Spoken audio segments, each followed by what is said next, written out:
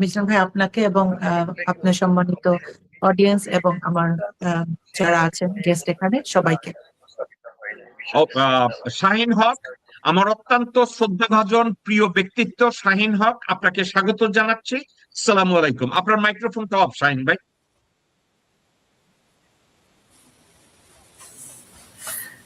আপনি এমন ভাবে বলেন, মানে খুব কৃতার্থ আর কি, যেটা আসলে অতটা যোগ্য মানুষ আমি না। ধন্যবাদ মিল্টন ভাই, এবং আসসালামু আলাইকুম মামুন ভাই এবং জিয়াউল হক ভাই, তসলিমা আপা, সবাইকে শুভেচ্ছা।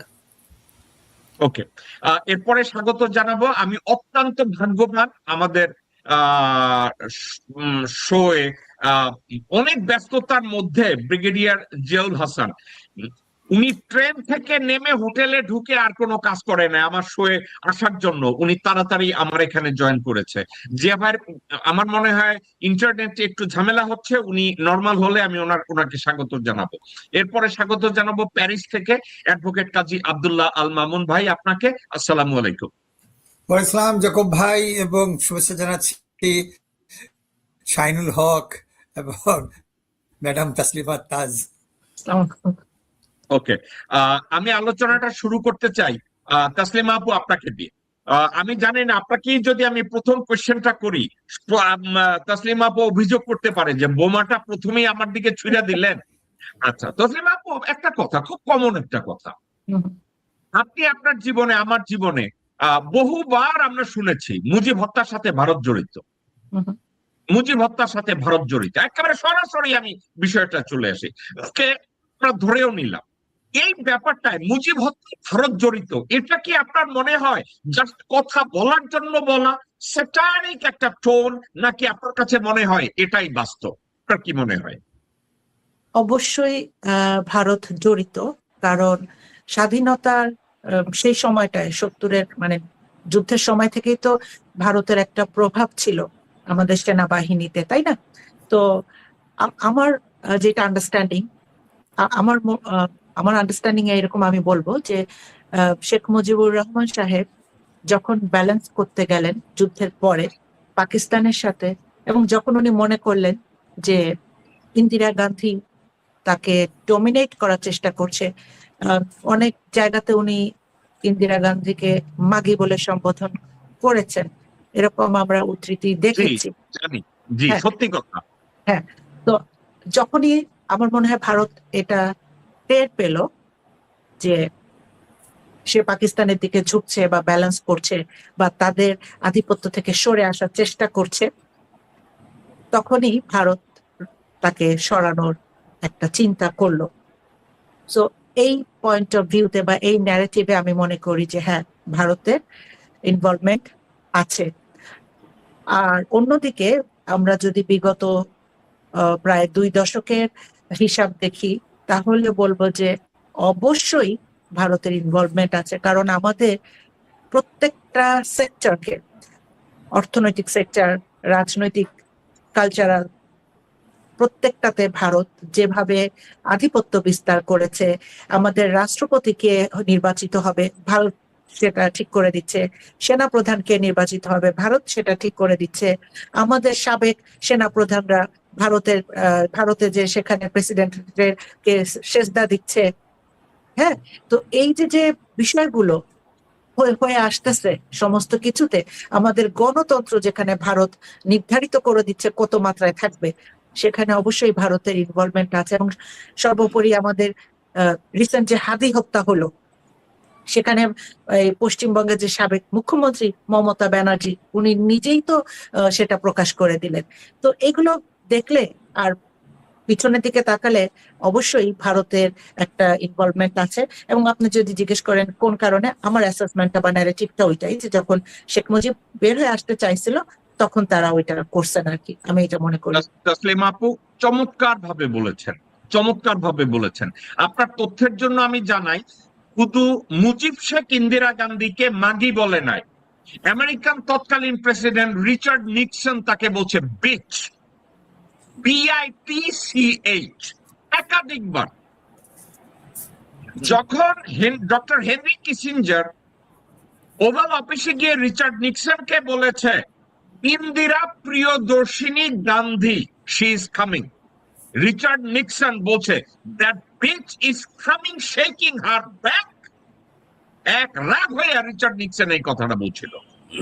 ওকে, আমি শাহিন হক আপনাকে বলবো, আপনি তসলিমা আমি সরি ভাই, আমি আপনাকে নাসরিন বলে আপনাকে অসম্মান করতে চাই না, আমাকে মাফ করবেন ভাই।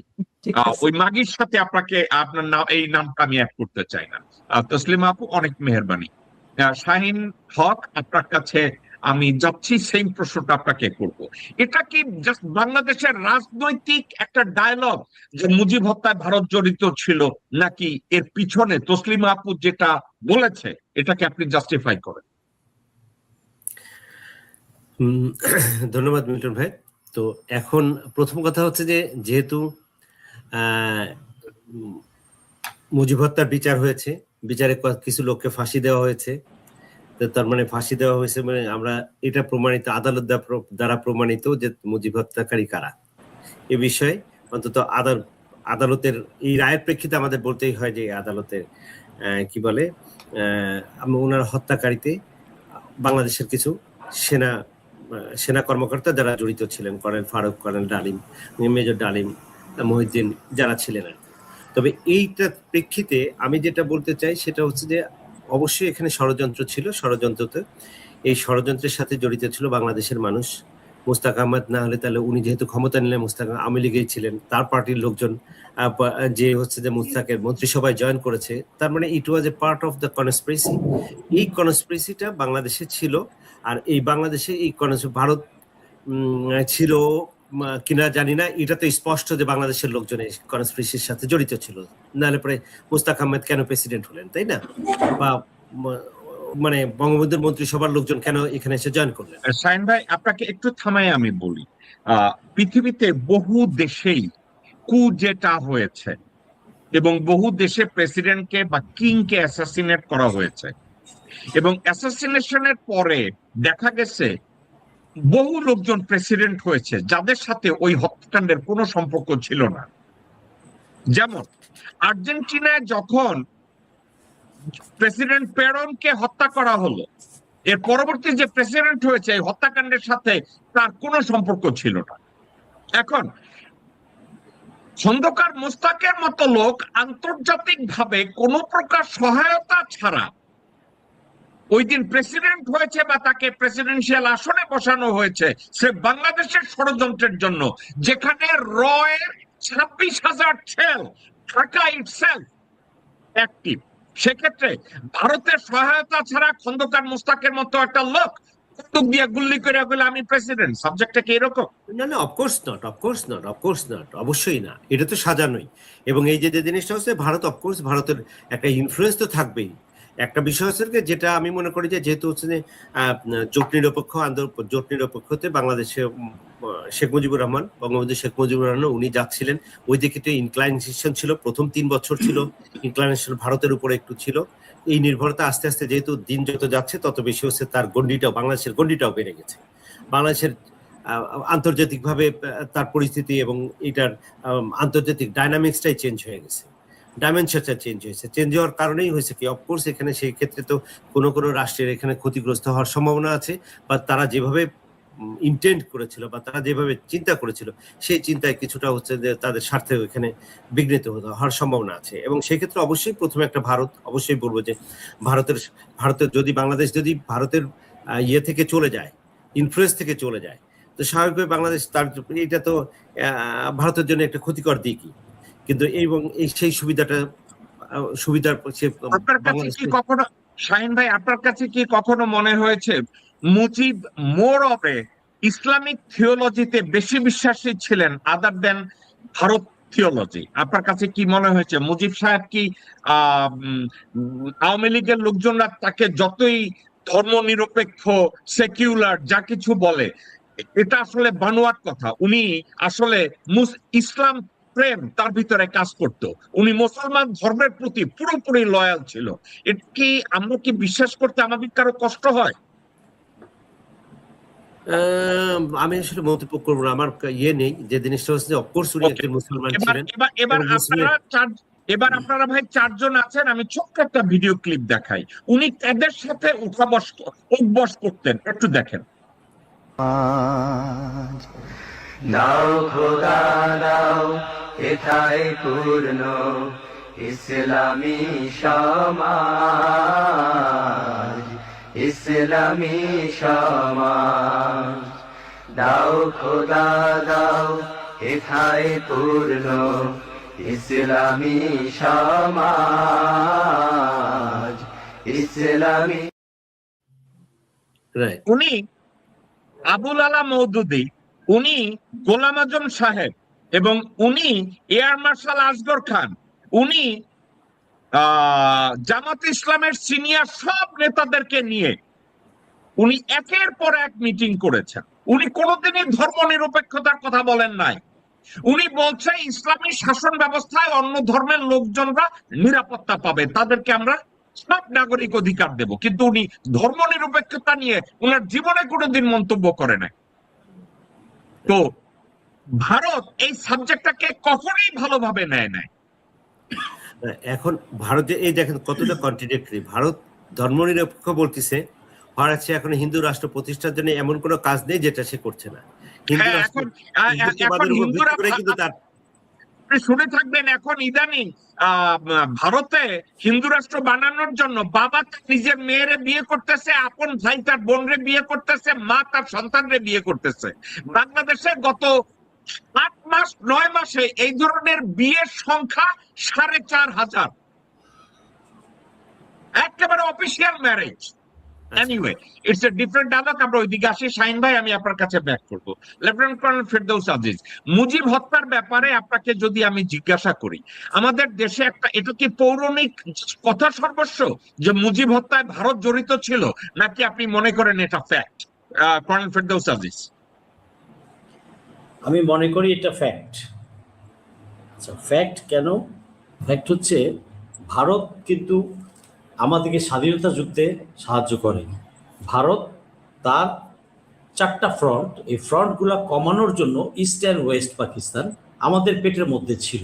তার মাথা ব্যথা, তো মাথা ব্যথা, একটা মাথা ব্যথা কমানোর জন্য সে ইস্ট পাকিস্তানকে টুকরা করেছে। এটা সত্য কথা, কোনো কুলাঙ্গার স্বীকার করুক আর না করুক, হ্যাঁ, তাতে আমার ফেরদৌস আজিজের কিছু আসে যায় না। হ্যাঁ, আমি ছোটকাল থেকেই আমি পলিটিক্স বুঝি। আচ্ছা, তো সেটা তারা আশায় করেছিল যে এই আমাদেরকে কররাজ্য বানিয়ে রাখবে।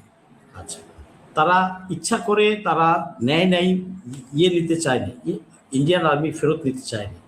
আমার চোখে দেখা ঘড়ির দোকান লুট করেছে, সোনার দোকান লুট করেছে, টাকা ব্যাংক যেখানে যা পেয়েছে লুট করেছে। আচ্ছা, বিহারিদের বাড়িঘর থেকেও যা যা পেয়েছে লুট করেছে। আচ্ছা, তো এরা চাপে পড়ে তারপরে যেহেতু বাংলাদেশকে স্বীকৃতি দেবে না, চায় না, ফরেন ফোর্স অকুপাইড আছে, তো একটা পর্যায়ে গিয়ে তারা উইথড্র করলো। আচ্ছা, উইথড্র করতে বাধ্য হলো। তারপরে মেজর জলিল কেন খেতাব পেল না তো আমরা জানি, মেজর জলিলকে অ্যারেস্ট করা হয়েছিল, তো ইত্যাদি ইত্যাদি অনেক, এগুলা এত পুরানো ইতিহাস লম্বা করে মানুষ ফেড আপ হয়ে যাবে এগুলো শুনলে। তো তারা সেই, এবং মুজিব যখন দেখলো যে ওআইসির দিকে যাচ্ছে, ওটা ন্যাটো না, ওটা কি বলে, ন্যাম সম্মেলন না, ওআইসির দিকে যাচ্ছিল, ওআইসির দিকে আস্তে আস্তে ঘিরছিল। ভুট্টোকেও লাল গালিচা সাপোর্ট দিল, মানে রিসিপশন দিল, তো ইত্যাদি ইত্যাদি। যখন দেখে যাচ্ছে যে সে তো আমাকে ছাড়া অন্য পৃথিবীর সব দেশের সাথে মিশে যাচ্ছে, ও তো আমার কথায় উঠবস করবে না। হ্যাঁ, তো এইটাই তখন তাদের এটা আঘাত লাগলো, এবং তারা আস্তে আস্তে প্ল্যান করলো কিভাবে এটাকে কোমর ভেঙে দেওয়া যায়। তো সেই তাই করলো। এখন একটা দেশে অপারেশন চালায়, ওই দেশের লোক দিয়েই চালায়, কিন্তু সেই বাংলাদেশে কাউকে হত্যা করাবে? বাংলাদেশের কোনো কুলাঙ্গারকে ভাড়া করেই অথবা কোনো যোদ্ধাকে ভাড়া করেই তারা করাবে। আচ্ছা, সেটা একটা কথা। আজিজ ভাই এইখানে যে থামেন, আজিজ ভাই একটু থামেন, আমি ওখানে আসবো, এটা পরবর্তী প্রশ্নে। আমি তো, আপনি শিওর যে ভারতের জড়িত থাকা এটা কোনো গাল গল্প না, এটা ফ্যাক্ট? আমি মনে করি ফ্যাক্ট।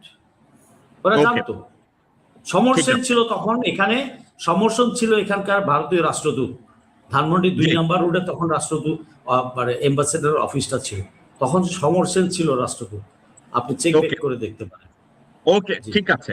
আমি আপনার কাছে ব্যাক করব। অ্যাডভোকেট কাজী আব্দুল্লাহ আল মামুন, আপনার কাছে আমি জানতে চাই, মুজিব হত্যায় ভারতের জড়িত থাকাটা কি শুধু গাল গল্প, নিউজ পেপারের আর্টিকেল, ফেসবুকের আর্টিকেল, নাকি এটা বাস্তব? আপনার কি মনে হয় অ্যাডভোকেট কাজী আব্দুল্লাহ আল মামুন? এটা তো অবশ্যই ছিল, এবং এটা প্রথমত জয়েন্ট ভেঞ্চার ছিল। জয়েন্ট ভেঞ্চার এই অর্থে, তখন সে বুস্টার যে অ্যাম্বাসেডার ছিল সে সারা রাত সেখানে খুব ব্যস্ত ছিল, এবং সে যখন নাকি সোভিয়েটের দিকে বাকশালে টার্ন করলো তখন তার সিদ্ধান্ত হয়ে গেছে। এর আগ পর্যন্ত সে চেষ্টা করছিল আমেরিকার সাথে সম্পর্ক করার, কিন্তু বাকশাল হওয়ার মণি সিংরা যখন ওনার ঘাড়ে চড়লেন, হ্যাঁ, তখন এই দিশে হারা ফেলেন।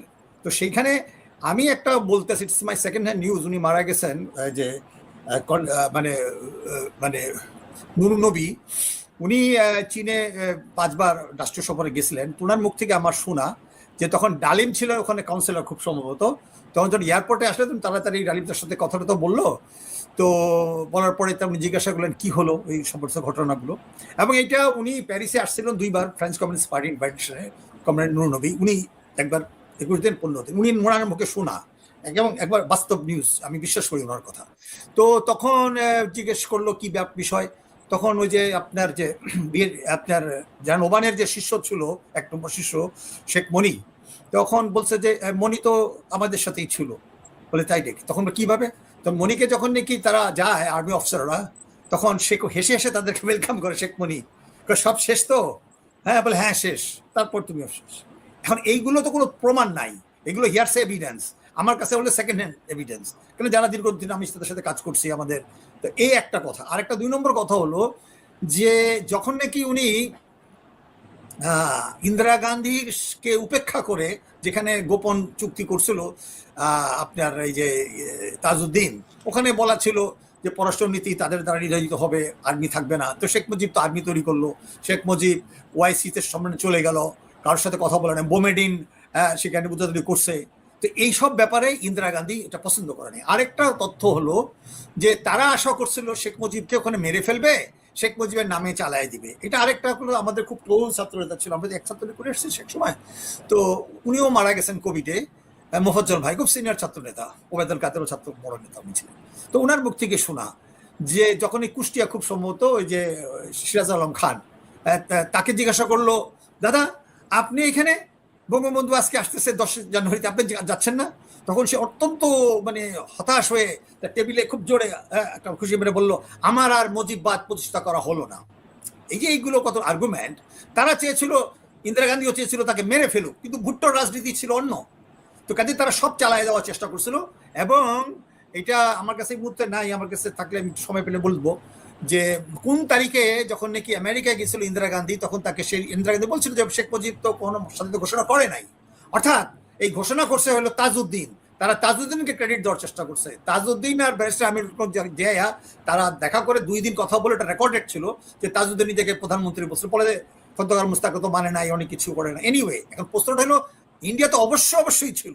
এবং আরেকটা কথা যুক্তি, এটা আরেকটা বই আমি পেয়েছি, সেটা হলো যে 15 আগস্টে সাধারণত এখানে ইন্ডিয়ার ন্যাশনাল ডে, বাংলাদেশে 71 পর থেকে সবসময় এটাকে সবাইকে ইনভাইট করা হতো এবং খুব ভালোভাবে উদযাপন করতো। সেই দিন 15 আগস্ট 75-এ, সেই দিন কেউ কি কোনো ইনভাইটেশন পেয়েছিল? কোনো অনুষ্ঠান, কোনো পত্রিকা আছে? পাই নাই। দ্যাট ইজ অ্যানাদার, যে এগুলো সমস্ত জিনিস ছিল। তারা চেয়েছিল, কেন ডাবল গেম হচ্ছিল, তারা চেয়েছিল যে ঠিক আছে দোষটা পড়ুক আমেরিকায়, আমি নিব বেনিফিট।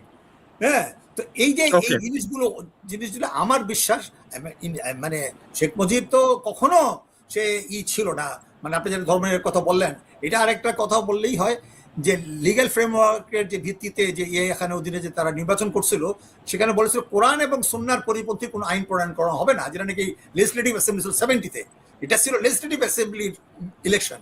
তো কাজে সব বিবেচনা, যেটা আপনি প্রথমে বললেন সে কি ধর্ম মুসলমান ছিল, এবং সে রাউন্ড টেবিলে কনফারেন্স, যে ছবিটা দেখেন খুব সম্ভবত রাউন্ড টেবিলে যখন গেছিল আইয়ুব খানের সাথে, তখন তো সে পাশাপাশি ছিল মওদুদির সাথে। তো সে তো কোনো রিজার্ভেশন দেখাই নাই যে মওদুদির সাথে আমি থাকবো না। কাজেই তার এরকম ছিল না।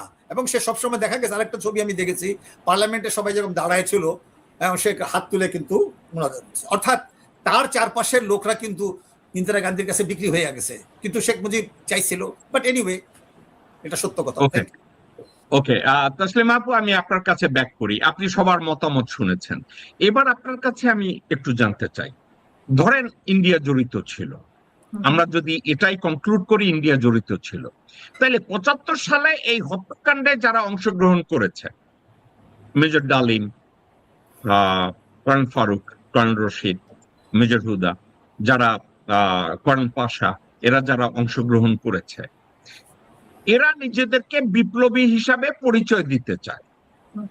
এখন আপনি কি মনে করেন যে হত্যার ষড়যন্ত্র যদি ভারত করে, তাহলে হত্যাকারীরা কারা?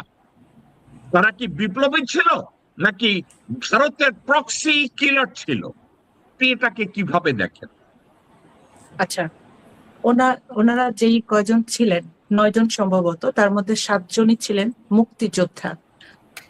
প্রত্যেকটি মুক্তিযোদ্ধার জন্য আমার মানে সেই রকমের শ্রদ্ধা, সেই রকমের, কারণ তারা দেশকে, আমাদের একটা দেশ দিয়ে গেছে।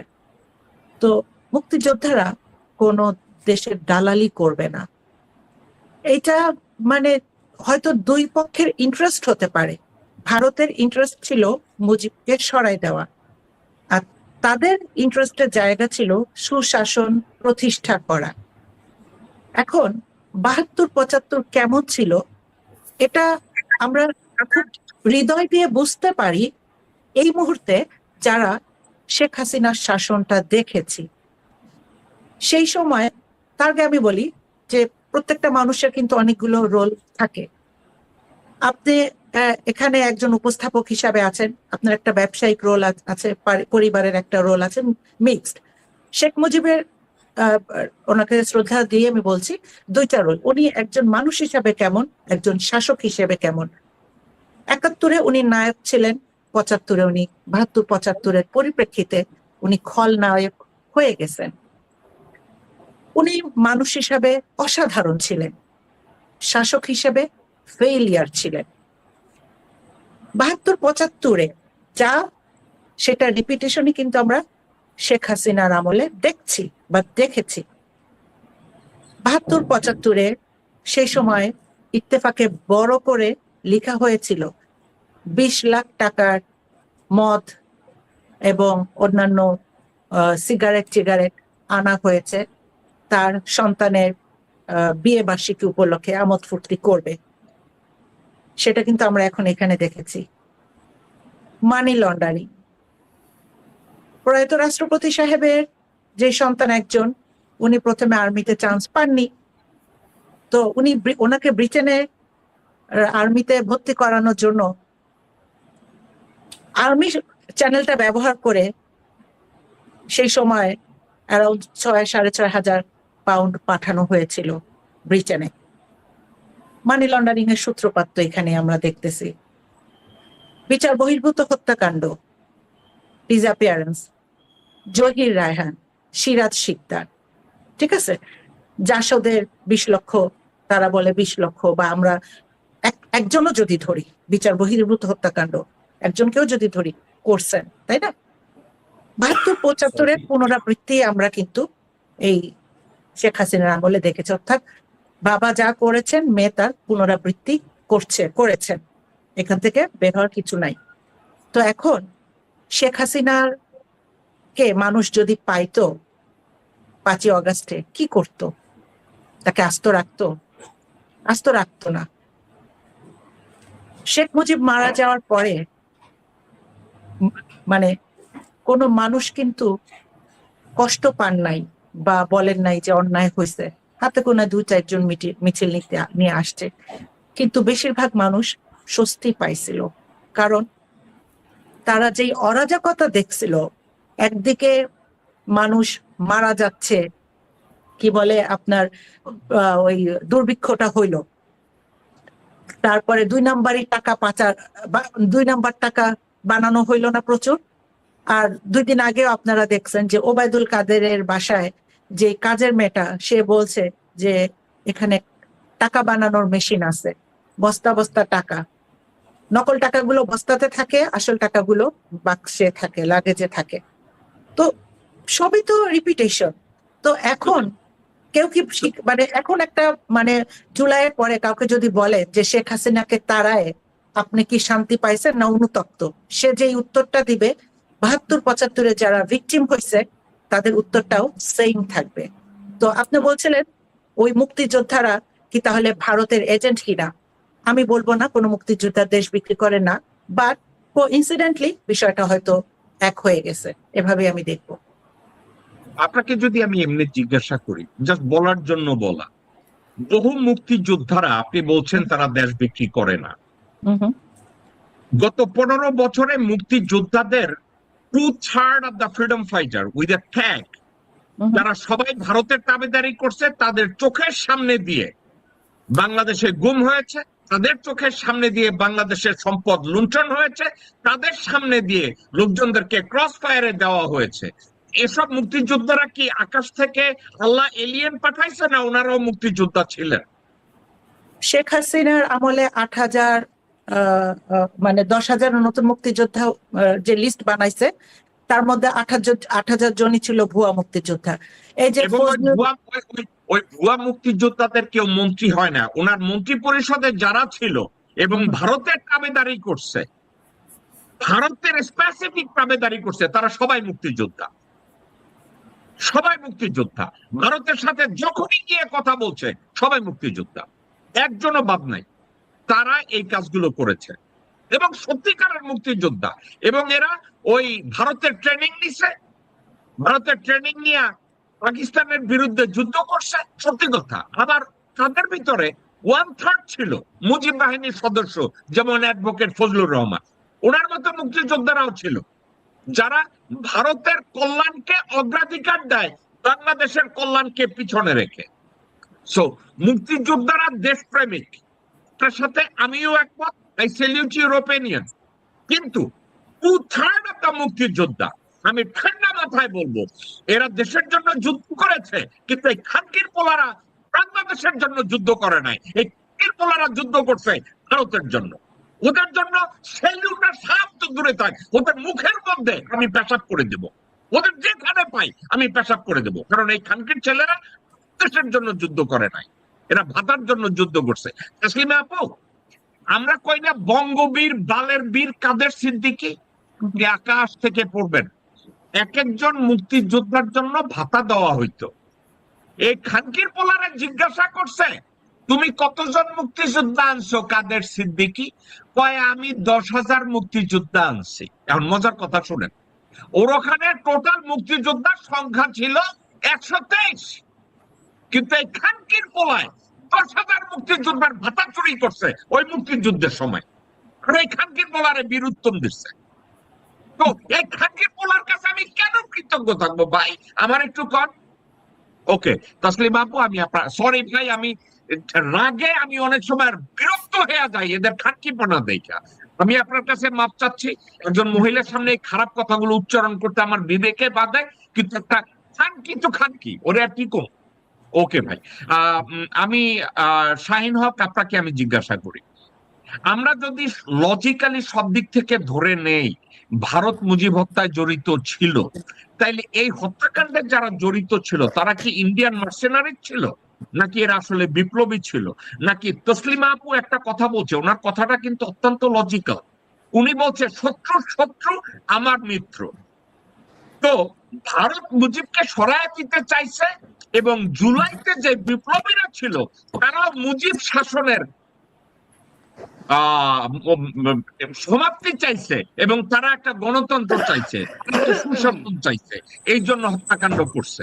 এখন আপনাকে যদি আমি জিজ্ঞাসা করি, এই গিভ অ্যান্ড টেকের জন্যই কি এই বিপ্লবীরা 75-এর হত্যাকাণ্ড ঘটাইছে, নাকি ভারতের মার্সেনারিজ হিসাবেই তারা কাজ করছে, কোনটা? ধন্যবাদ। তাসলিমা আপা যেটা বলেন ওনার সূত্র ধরেই বলি যে আসলে আমার কাছে যেটা মনে হয় যে ভারতের জন্য এটা শাপে বর হয়ে গেছে, তার জন্য একটা সুযোগ তৈরি করে দিয়েছে।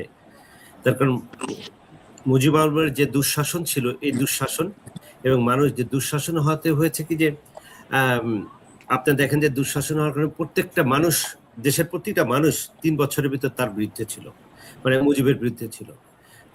শেখ মুজিবের বিরুদ্ধে চলে যাওয়ার এই দুঃশাসনের বিরুদ্ধে মানুষ তো একটা মুক্তি চাচ্ছিলই। আর ভারত যে জিনিসটা হচ্ছে যে ভারতের জন্য আন্তর্জাতিকভাবে যেটা বললেন যে আমি যেটা বললাম বা ফেরদৌস ভাই যেটা বললো যে যখন হচ্ছে থেকে আপনার ন্যাম সম্মেলন ন্যামের সদস্য হলাম, বাংলাদেশ হলো, এবং তার একটা টেন্ডেন্সি টুয়ার্ডস মানে ইন্টারন্যাশনালি তাকে এক্সপান্ড করার যে টেন্ডেন্সিটা, এই টেন্ডেন্সিটা ইট মিনস কি যে ভারতের থেকে আমি বাইরে চলে যাচ্ছি। ভারত এই সুযোগটা হচ্ছে যে ভারত নিজেও টের পেয়েছে। আর বঙ্গবন্ধু শেখ মুজিবুর রহমানের ব্যক্তিত্ব তো এক ধরনের একটা ব্যক্তিত্ব ছিল, যে কারণে মানুষকে এত বেশি উনি ইনফ্লুয়েন্স করতে পেরেছেন। তা ওনার যে ইন্ডিভিজুয়ালিটি ছিল, এই ইন্ডিভিজুয়ালিটিটা নিয়ে উনি হয়তো বিশ্বের দরবারে বা আন্তর্জাতিকভাবে উনাকে উনি এক্সপোজ করতেন।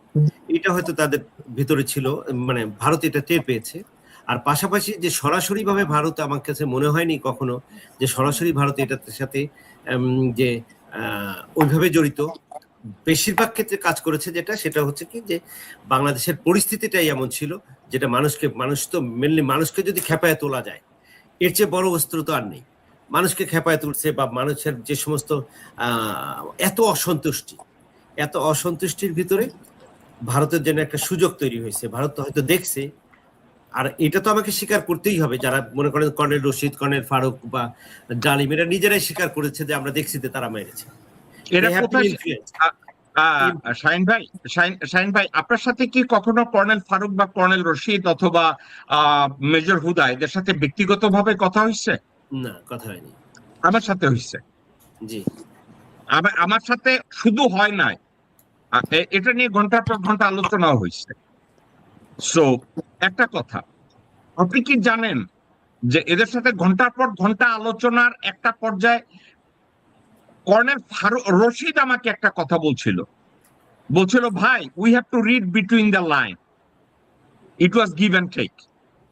কিন্তু ওনারা এই কথা বলদের মতো কয় না, ইয়েস আমি মুজিবরে হত্যা করছি, সাবজেক্ট এরকম না। আপনারা যেগুলো বলেন এটা রেফারেন্স, বইতে পড়ছেন, হি সেজ শি সেজ। আর আরেকটা কথা এমনি আপনার কাছে জানতে চাইতেছি, আপনারা যদি আমি জিজ্ঞাসা করি বেয়াদবি নিয়েন না, বঙ্গবন্ধু শব্দের অরিজিনটা কোথায় আপনি জানেন? না, আমি জানি। আমি যে এই প্রশ্নটা আপনারা করবেন আমাকে, আমি আপনার কাছে এমনি জানতে চাচ্ছি এই শব্দটার অরিজিন কোথায়। আমি মানে বঙ্গবন্ধু শব্দের অরিজিনটা আমি ঠিক এই মুহূর্তের জন্য আমার খেয়াল নেই। ওকে, আমি আপনাকে এই খেতাবটা দীনবন্ধু মিত্রকে দিয়েছিল 50-এর দশকে। জি, এবং এটা জনপ্রিয় একটা শব্দ। দীনবন্ধু মিত্রকে যখন বঙ্গবন্ধু খেতাবটা দিছে, এটা নিয়ে অনেক লেখালেখি হয়েছে, এটা নিয়ে অনেক আলোচনা হয়েছে। এবং দীনবন্ধু মিত্র একটা কথা বলছিল, কি বলছিল জানেন? উনি বলছিল, আমারে একারেই আপনারা বঙ্গবন্ধু বানাবেন, তাহলে বাকিগুলা কি বঙ্গশত্রু? এবং এরপরে এই শব্দটাকে কেউ ব্যবহার করতে চায় না, যে একজনে বঙ্গবন্ধু বানাবা, বাকি খানকির পোলারা কি চেটের বালা আব্দুল নাকি বঙ্গশত্রু? আর মুজিবের কপালটাই খারাপ, কোন এক বাইনচোদ মাদারচোদ তারে বঙ্গবন্ধু কইছে, আর বাংলাদেশের কিছু এরা খানকি, এরা কোথায় তাদের বন্ধু, কোন হিস্টরি খুঁজে না। একটা কথা, আর একটা হাসির একটা কথা কই, কথাটা শুনলে আপনার কেমন লাগে আবার একটু কই। বঙ্গবন্ধুরে কেউ একজন কইছে, তোমার সোভিয়েত ইউনিয়নে যাইতে হইব নেতা, কেন? কামনেরে জৈল করি উপাধি দিব। মুজিবের খবর নাই এই জুলিও কুড়িটা কোন বাল। ওই সময় ইস্টার্ন ইউরোপে কেউ জুলিও কুড়ি খেতাবের উপরে মুতিও না, জুলিও কুড়ি কেউ নিতে চায় না। আর এই বলদারে ধাক্কাইতে সোভিয়েত ইউনিয়নে লইয়া গেছে এই জুলিও কুড়ি দেওয়ার জন্য। মুজিবের যখন এই জৈল কুড়ি দিছে, বাংলাদেশ থেকে কেউ একজন তারে কইছে, নেতা কি পাইলেন?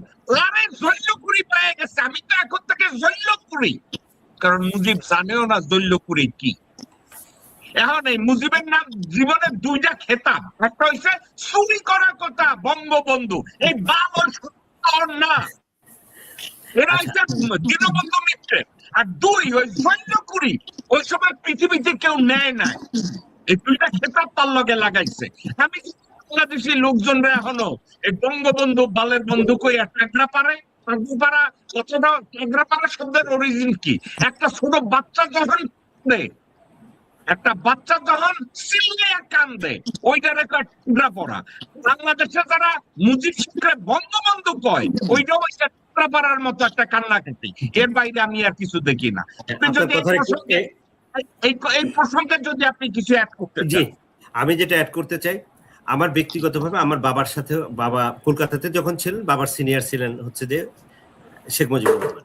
তার কারণ তাকে দেখছে, এবং তারপরে যে আমার একটা দুলাভাই আছে, উনি উনাকে খুব ব্যক্তিগতভাবে চিনতেন।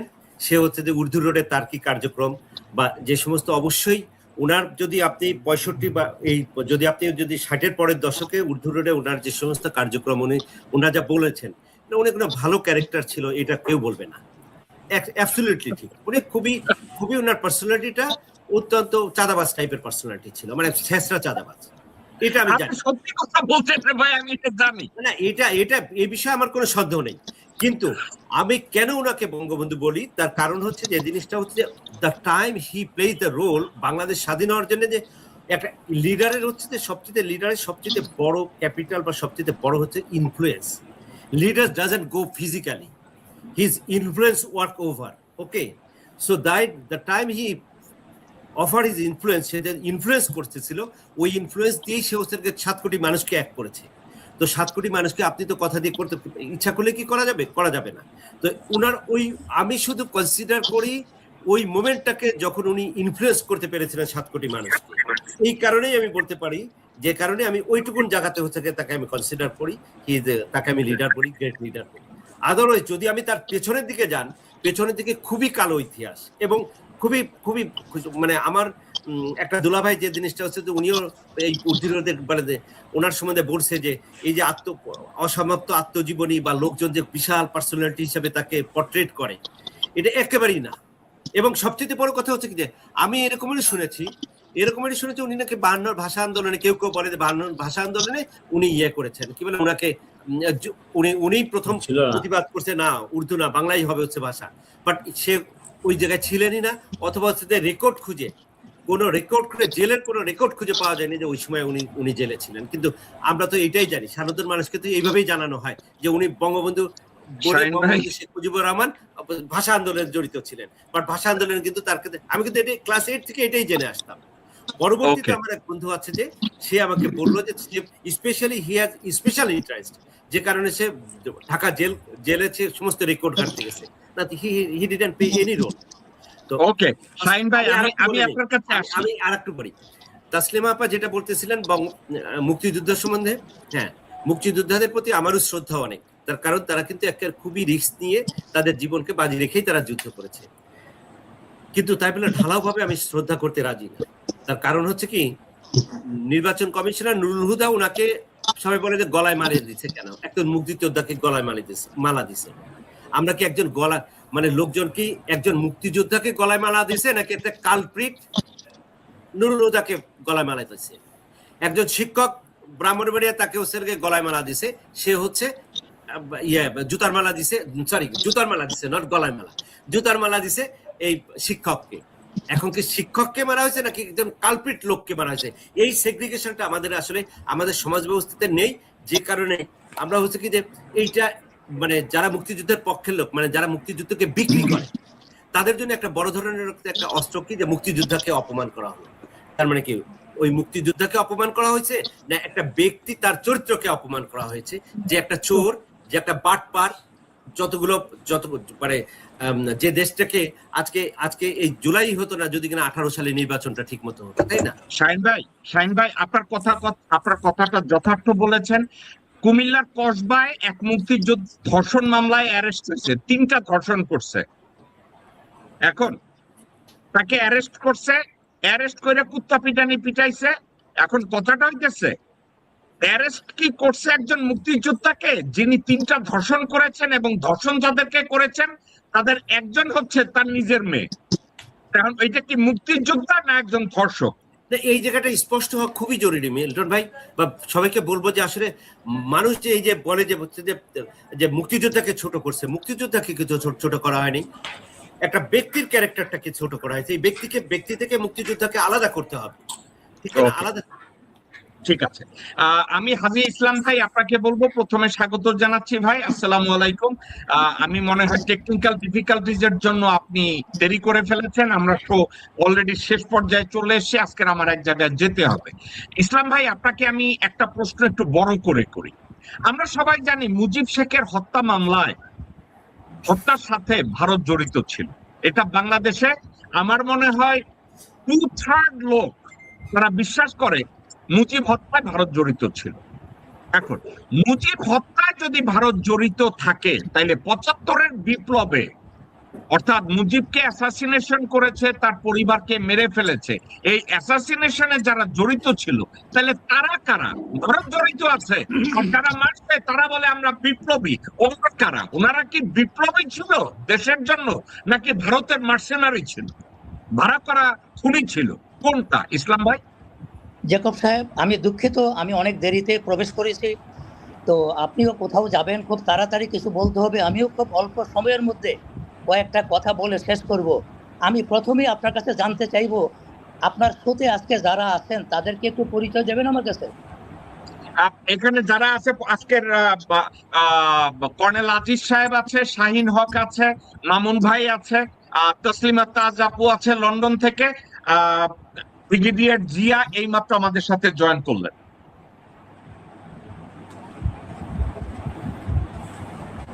ইসলাম ভাই, আপনি অফ হয়ে গেছেন। ওকে, ইসলাম ভাই যখন আসবে ওনাকে আবার আমি ইন করাবো। জিয়া ভাই, ব্রিগেডিয়ার জিয়া, আপনাকে স্বাগত জানাচ্ছি। খুব সংক্ষেপে একটা প্রশ্ন করব, আজকের আমাদের আলোচনাটা আমি সংক্ষেপ করব, পেরিয়ে যাব। জিয়া ভাই, আসসালামু আলাইকুম। ওয়ালাইকুম আসসালাম, শুনতে পান আমাকে? জি, শুনতে পাচ্ছি। জিয়া ভাই, আমি যে প্রশ্নটা করব আপনার একটা মতামত চাইবো। বাংলাদেশে কমন একটা কথা যে মুজিব হত্যার সাথে ভারত জড়িত ছিল। এখন আমরা আলোচনায় অলরেডি করেছি যে মুজিব হত্যায় জড়িত ভারত কতটা সত্য, কতটা মিথ্যা, নাকি এটা জাস্ট একটা রিউমার, নাকি এটা রাজনৈতিক সংলাপ।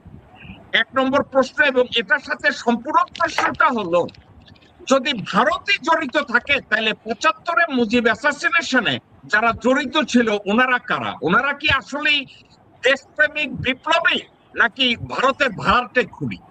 এই দুইটা প্রশ্নের উত্তর একটু যদি অল্প কথায় দেন, আমি আর শোটা আর 10 মিনিটের মতো কন্টিনিউ করব, আমার বেরিয়ে যেতে হবে ভাই একটা জরুরি কাজে, প্লিজ। হ্যাঁ, প্রথম কথা হচ্ছে যে আমার যে যারা ইনভলভ ছিল মুজিব কিলিং এর মধ্যে, আমার মনে হয় না যে এরা কেউ ভারতের এজেন্ট হিসেবে তারা নিয়োজিত ছিল। তারা যেটা করেছে সেটা হলো তাদের কনসাস থেকে তারা এই কাজটা করেছে, এবং তারা মনে করে যে শেখ মুজিব 1975 সালে সেনাবাহিনীর আপনার প্যারালাল একটা সংগঠন তৈরি করছিল, যা দেশের জন্য অন্তর্ঘাতমূলক হতো বা আত্মঘাতী হতো, এবং এই রকম একটা পরিস্থিতি। এবং এরা কিন্তু সবাই ছিল মুক্তিযোদ্ধা, এরা কিন্তু মুক্তিযুদ্ধের মাধ্যমে কিন্তু দেশ স্বাধীন করেছে। তারা একটা স্বাধীন দেশকে এইভাবে বিভক্ত হতে দেখতে চায়নি, সেই কারণেই তারা এই পদক্ষেপটা নিয়েছে। এখন এটা যখন ঘটনাটা ঘটে গেছে, তখন এটার মানে মালিকানা অনেকেই দাবি করছে, এবং সেই দাবির আমি মনে করি একটা হলো যে ভারত। এখন আপনি একটা জিনিস কি, যখন আপনি এখানে একটা অ্যানালজি দিতে চাই আমি, যেমন হাদিকে যখন মারা হলো, হাদি কিন্তু ওয়াজ নো ফিগার, বাট হাদি বাংলাদেশের রাজনীতিতে একটা বিস্ফোরক হয়ে উঠছিল, এবং এই হাদিকে মারলে সবাই বেনিফিটেড হয়। আপনার রাষ্ট্রের যে প্রশাসন, সে বেনিফিটেড হয়, কারণ সে প্রশাসনকে প্রশ্ন করছে। রাষ্ট্রের যে মানে চলমান রাজনৈতিক ব্যবস্থাপনা, সেটাকে সে প্রশ্ন করছে। তো রাজনৈতিক নেতারাও তার ভয়ভীত। এরকম ভাবে প্রত্যেকটা আপনার pillars of people's power, pillars of the state, তারা সবাই মনে করছে যে he is a threat for us. তো somebody has done the dirty job and everybody is happy. এখন আপনি তার হত্যার জন্য আপনি যে কেউ এটা ক্লেম করতে পারে, অথবা না ক্লেম না করলেও অসুবিধা নাই, কারণ কাজ তো হয়ে গেছে। সিমিলারলি শেখ মুজিব যখন মারা হলো, আমেরিকানরা এটা কোল্ড ওয়ারের সময় ছিল, আমেরিকানদের ভয় ছিল দ্যাট শেখ মুজিব একটা সোভিয়েত ব্লকে আছে, সে একটা সোশ্যালিজম, সে হয়তো বা সোশ্যালিস্ট সিস্টেম চালু করবে, যার পরে ক্যাপিটালিস্ট আমেরিকান যে এই অবজেক্টিভ সেটা দ্যাট উইল বি ডিফিটেড। সুতরাং আমেরিকানরা চাইছে Sheikh Mujib should be clean up. India দেখতেছে যে কারণে আমি বাংলাদেশকে স্বাধীন করলাম, দেখি শেখ মুজিব থেকে মাঝে মধ্যে বাগড়া দেয়, তো এটা তো আমার জন্য ভালো না। I need somebody who is যে আমার দালাল, যে আমার কথা শুনবে, সে তো মাঝে মধ্যে দেখি আমার কথা শোনে না। সুতরাং সে না থাকাটাই বরং better. I let me have some even weaker personality. এই হলো ঘটনা। তো যারা নাকি ঘটনাটা ঘটিয়েছে তারা ভাবতেছে যে আরে ইনি এসে তো জাতিকে ঐক্যবদ্ধ করার কথা, উনি তো জাতিকে দিকে বিভক্ত করে ফেলছে। তো সুতরাং সে সবারই টার্গেট ছিল, এবং সে যখন তাকে যখন সরিয়ে ফেলা হলো এভরিবডি ওয়াজ হ্যাপি। এবং এক একজন এক এক জায়গা থেকে, যে ভারতকে পছন্দ করে না সে বলতেছে যে এটা ভারতের পরিকল্পনা হয়েছে, যে আমেরিকাকে পছন্দ করে না তারা বলছে এটা সিআইএ এটা করছে। আর যে সেনাবাহিনী বা এরকম নিরাপত্তা বাহিনীর প্রতি যার আপনার কি বলে তিক্ত অভিজ্ঞতা আছে বা তিক্ততা আছে, তারা বলতেছে এই সেনাবাহিনী হলো পাকিস্তানের সেনাবাহিনী, এদের প্রেতাত্মা পাকিস্তানের যেরকম রাজনীতিবিদদেরকে মেরে ক্ষমতা কেড়ে নিয়েছে, এরাও এই কাজটা করছে। সুতরাং everybody is actually blaming each other depending on what is suiting for them, তার যার জন্য যেটা সুবিধা হয় এটাই। ওকে, ঠিক আছে জিয়া ভাই, অনেক ধন্যবাদ। ইসলাম ভাই, আপনি কেটে গিয়েছিলেন, এখন কি আপনি আমার কথা শুনতে পাচ্ছেন? হ্যাঁ, শুনতে পাচ্ছি। আপনি শুনতে পাচ্ছেন আমাকে? জি জি পাচ্ছি। আপনি আমার সেম প্রশ্নটাই আপনাকে করবো, আপনি যদি উত্তর দেন। আচ্ছা, আমি এক এক করে কথাগুলি বলে যাচ্ছি। যে মুজিব হত্যা কোন দেশের স্বার্থ ছিল বা ছিল না ওইটা আমাদের দেখার বিষয় ছিল না, কিন্তু দেশ ও জাতির কল্যাণে মুজিব হত্যাটা যে কত বড় জরুরি হয়ে পড়ছিল, আল্লাহর তরফ থেকে কর্নেল রশিদ ফারুকেরা আবির্ভাব হয়েছে আমাদেরকে জাতিকে উদ্ধার করার জন্য। ওকে।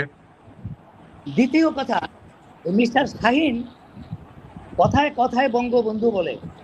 আমি মিস্টার শাহিনকে বলবো, আপনার কাছে যদি মুজিবের অসমাপ্ত আত্মজীবনী বইটা থাকে, ওই বইটার 311 পৃষ্ঠার মাঝামাঝিতে ধীরেন্দ্রনাথ দত্তের উপরে শেখ মুজিব কি বলছিল আপনি শুধু 5-6টা লাইন পড়ে নেবেন।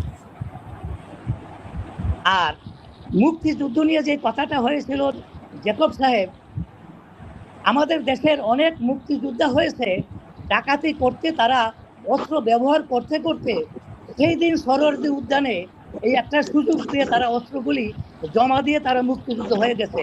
সেই মুক্তিযুদ্ধের তালিকায় আপনার রিসার্চ করলে হয়তো কাদের স্মৃতিকেও পাওয়া যেতে পারে। অবাক হব না।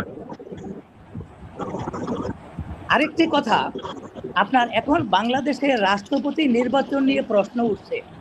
অনেকেই বিভিন্ন দিক থেকে কর্নেল অলিকে বলা হচ্ছে উনি কিভাবে একজন মুক্তিযোদ্ধা হয়ে উনি জামাতের প্রার্থী হলেন। আমি ওই সকল মুক্তিযোদ্ধাদেরকে বলছি, 93 সালে হাসিনা প্রথম ক্ষমতায় এসে যখন তার মেয়েকে একজন রাজাকারের ছেলের সাথে বিয়ে দিয়েছিল, আপনারা মুক্তিযোদ্ধারা তখন কোথায় ছিলেন? শেখ হাসিনা যখন ওই সময় মুক্তিযুদ্ধ এবং মুক্তিযোদ্ধাদেরকে ধর্ষণ করেছিল, আপনারা কি তখন হাসিনাকে বহিষ্কার করেছিলেন আওয়ামী লীগ থেকে?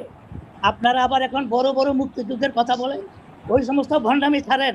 আপনারা কোন প্রকারের মুক্তিযোদ্ধা এটা জাতি জেনে ফেলছে। আপনারা যদি সত্যিকারের মুক্তিযোদ্ধা হতেন তাহলে আপনাকে হাসিনাকে বহিষ্কার করে আপনারা দেশ চালাতেন, আপনারা আওয়ামী লীগ চালাতেন। ওকে, এবার ইসলাম ভাই, শাহিন ভাই, জিয়া ভাই, ফেরদৌস আজিজ ভাই, অ্যাডভোকেট আব্দুল্লাহ আল মামুন এবং তসলিমা আপু, আপনাদের 6 জনের দৃষ্টি আকর্ষণ করে আমি একটা রিকোয়েস্ট করব। আমি অনুষ্ঠানটা এখনই শেষ করব, আমার জরুরি একটা কাজে এখনই বেরোতে হবে। আমি আপনাদেরকে নিয়ে আগামী বুধবার দিন এই সেম বিষয়ের উপরে আমরা আলোচনা করব, যদি আপনারা এই 6 জন একত্রে আমাকে কনসেন্ট দেন, আপনারা যদি এগ্রি করেন, আমি আগামী বুধবার দিন এই আলোচনাটাকে আমি কন্টিনিউ করতে চাই। আমি আজকের আর কনক্লুশন করতে আর কাউকে দেব না, যেহেতু সময় নাই। আপনাদের সবাইকে অনেক ধন্যবাদ, অনেক মেহেরবানি, আজকের আমার সাথে আপনারা যোগ দিয়েছেন। আগামী বুধবার দিন এক্স্যাক্টলি বাংলাদেশ সময় রাত 10টায় আপনাদের সবাইকে নিয়ে আমি সেম আলোচনাটা করব। আপনারা সবাই ভালো থাকবেন, আমার জন্য জ্যাকব দোয়া সাহেব, করবেন। যেহেতু আমি সময় পাইনি, আমাকে মাত্র 2টা মিনিট সময় দেবেন, 2 মিনিটস অনলি। জি বলেন। আচ্ছা, আমরা এই 72-এর 16ই ডিসেম্বর থেকে 71-এর 16ই ডিসেম্বর থেকে আমরা জামাত ইসলামকে যুদ্ধাপরাধী, স্বাধীনতা বিরোধী বলে আসছি, কিন্তু মূলত জামাত ইসলাম স্বাধীনতা বিরোধী ছিল না। স্বাধীনতা বিরোধী ছিল মুসলিম লীগ। জামাত ইসলামের মুসলিমও কয়েকজন নেতা ওই সময় মুসলিম লীগের সঙ্গ দিয়েছিল। সুতরাং